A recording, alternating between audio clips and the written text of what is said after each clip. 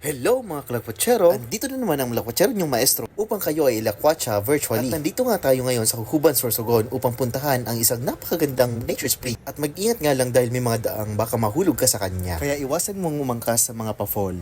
Lul, at ganito nga ang inyong madadaanan. At para sure na safe kayo, pwede naman kayo maglakad habang ini-enjoy ang scenic view. O di ba? Daan pa lang, parang mapapatigil ka na. At siya nga pala, according sa aking driver, social, ay may mga motorista na nahulog dito. Kaya naman ay kailangan din mag-ingat dahil masakit ma-fall lalo na kapag hindi kayo paglaban. At matapos ng ilang minutong biyahe ay narating na namin ang destinasyon. At eto nga ang bumungad sa amin. Isang under construction na paliguan. At plano nga nilang mag-extend ng kanilang area dahil marami ang turistang pumupunta dito. At sa right side nga matatagpuan ang kanilang parking area. Siya nga pala yung motor lang ang pwedeng pumasok dito. Halata naman sa daan, di ba? Tara na nga at pasukin natin ang mundong tayong dalawa lang.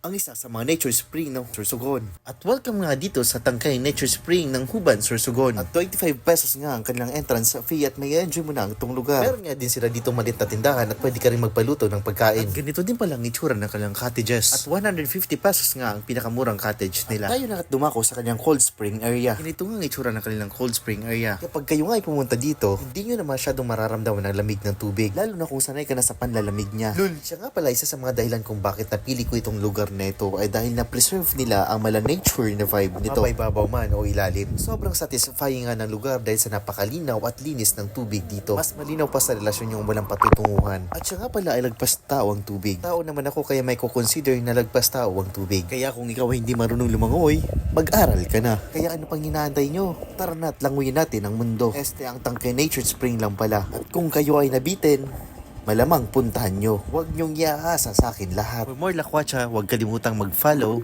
at subscribe. Ingat!